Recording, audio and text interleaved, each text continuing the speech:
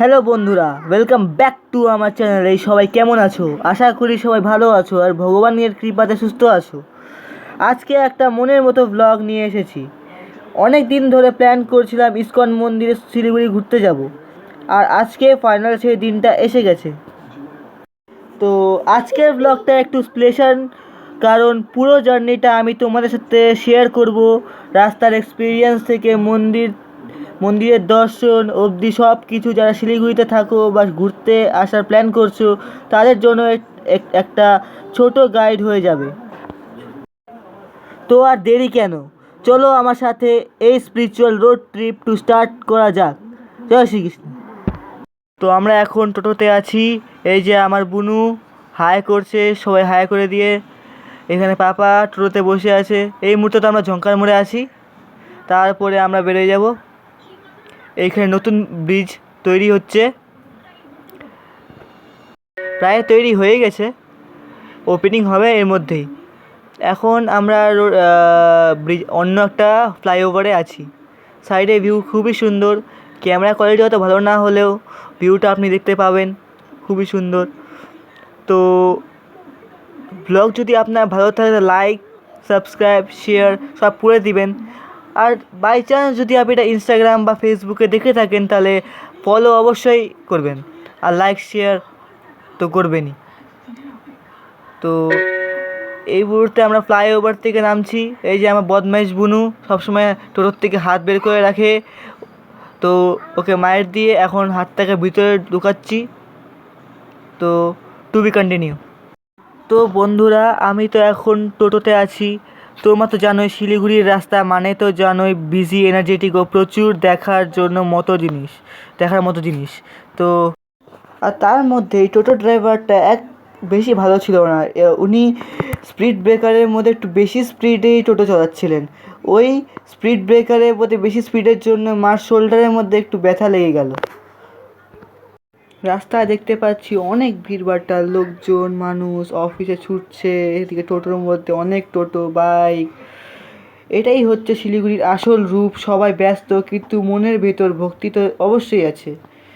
আমরা কিছুক্ষণের মধ্যে ইসকন মন্দিরে পৌঁছে যাব। এখানে মমতা ব্যানার্জি হয়তো আসবে আজকালের মধ্যেই, আর না হয়তো এসে গেছে, আমরা জানি না। তো আমরা এখন রাস্তায় আছি। আর তোমরা যখন ইসকন মন্দিরে যাও কিসে করে যাও অবশ্যই বলবে। টোটো করে যাও নাকি নিজের গাড়ি আছে, কমেন্টে অবশ্যই জানাবে। এই যে আমার বুনু ভাই হাই করছেন, এখানে পাপা আছে। Cruising down the highway, windows down low. Sunset paints the sky in a fiery glow. Mountains rise up, touching clouds above. Valleys below, filled with whispers of love. On this road, every seed's a delight. From sunrise to star. তো বন্ধুরা, আমরা পৌঁছে গেছি। এটা হচ্ছে ISKCON মন্দিরের main gate. দূর থেকেই দেখো কত সুন্দর লাগছে। ঢোকার আগে জুতা এখানে খুলে নিতে হয়। তো মা, আমি, পাপা, বুনু এই মেন গেটে ঢুকবো না, সামনে একটা ছোটো গেট আছে, ওখান থেকে গেলে বেশি সুবিধা হয়। তো ব্লগটা যদি ভালো লাগে, লাইক, শেয়ার, সাবস্ক্রাইব তো অবশ্যই করবেন। তো আমরা এই মুহূর্তে যাচ্ছি। হেঁটেই যেতে হবে এখানে, কেন ওখানে টোটো ঢোকার একটু অসুবিধা আছে। সবাই আসে কিন্তু অসুবিধা হয়, ওই জন্য আমরা হেঁটেই যাচ্ছি। তো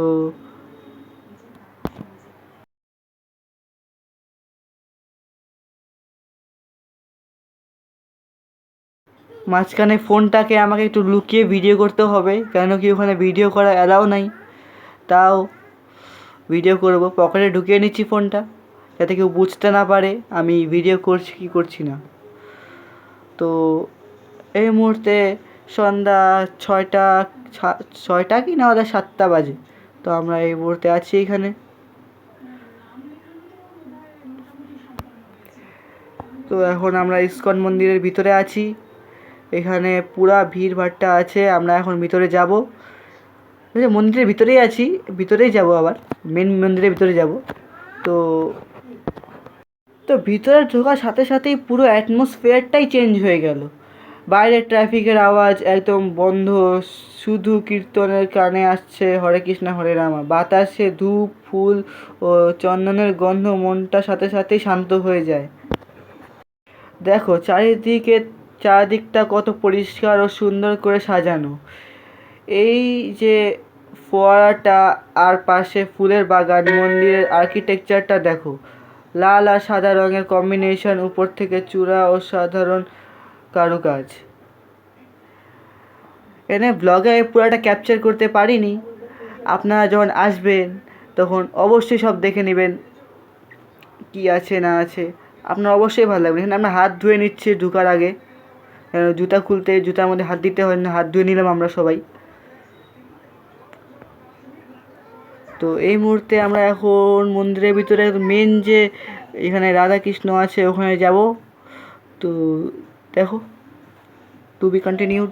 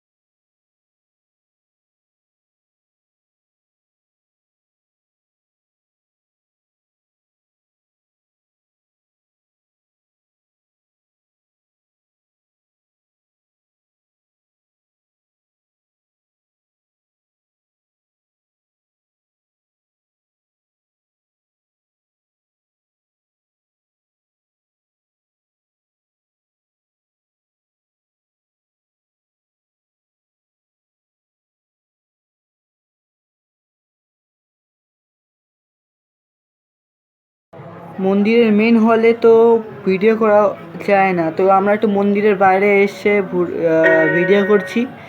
ভিডিও ভিতরে করা যায় না, এখানে আমরা একটু ফটো শ্যুট করলাম। তো আমার এখানে বুনুর ফটো দেখতে পাচ্ছেন, এখানে বুনু ওখানে ফটো তুলছে। বেশি কিছু বলবো না, 2-3টা ফটো দেখালাম, তো আপনি দেখতেই পাবেন। এখানে আমরা একটু হওয়ার পরে একটু খাওয়া দাওয়া করতে এসলাম, ওখানে তা খাওয়া দাওয়ার ব্যবস্থা ছিল। তো আমরা ওখানে ধোসার একটু কিছু খাবার অর্ডার দিলাম খাওয়ার জন্য। বিশ্বাস করবেন না, প্রচণ্ড ভিড়। যেখান থেকে খাবার আনবে ওখানে প্রচণ্ড ভিড়, আসতেই আধা ঘন্টা মতন লাগে। এখানে আমরা ধোসা অর্ডার দিলাম, 2 প্লেট ধোসা অর্ডার দিলাম। ওখানে মা আর বুনো খাবে, আর হ্যাঁ আমরা পাপা আর আমি খাবো। বেশি খেতে পারবো না, পেট পুরো ভরা ছিল, আমরা খেয়ে গেছিলাম বাড়ির থেকে। তো এখানে আমার পাপা খাচ্ছে ধোসা। তো আমরা খেয়ে খাওয়া হয়ে যাওয়ার পরে তারই মধ্যে আমার বুনু ট্র্যাম্পোলিনে জাম্প করলো। জাম্প করতে তো গেল, কিন্তু করতে আর পারলো না, উনি ভয় পায় বসে গেলেন। তো আমরা এখন একটা ট্র্যাম্পোলিনে একজনের 20 টাকা করে, তো ভালোই বিজনেস খুলে নিচ্ছে মন্দিরের ভিতরে। কী আর হবে, বাচ্চাদের খেলা। তো বুনু জাম্প করছে কিন্তু করতে পারছে না, ওখানে বসে পড়েছে, কিন্তু চেষ্টা করছে, করতে পারছে না, সেটা আলাদা কথা। তো আমার বুনুর জন্য একটু লাইক শেয়ার সাবস্ক্রাইব প্লিজ অবশ্যই করে দেবেন।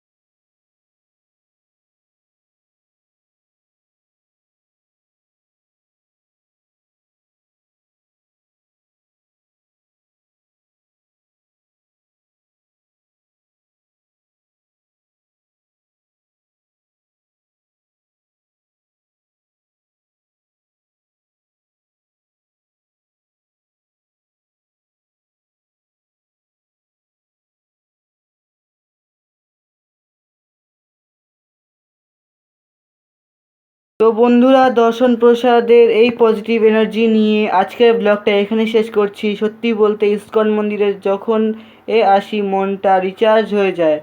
এটা শুধু একটা মন্দির না, একটা শান্তির জায়গা। শিলিগুড়িতে থাকলে বা ঘুরতে এলে একবার অবশ্যই ইসকন মন্দিরে ঘুরতে যেও। সকালে মঙ্গল আরতির, সন্ধেবেলায় সন্ধ্যা আরতি দেখতে পারলে তো খুবই ভালো। আজকের ব্লগটা তোমাদের কেমন লাগলো কমেন্টে হরে কৃষ্ণ লিখে জানিও। যদি ভালো লাগে তাহলে একটা লাইক করে দিও, আর আমার চ্যানেলে নতুন হলে সাবস্ক্রাইব করে বেল আইকনটা বাজিয়ে দিও, যেতে পারে ব্লগের নোটিফিকেশন পেয়ে যাও। আমি আবার আসবো নতুন কোনো জায়গা নিয়ে। ততক্ষণ সবাই ভালো থেকো, সুস্থ থেকো ও ভগবানের নাম করতে থেকো।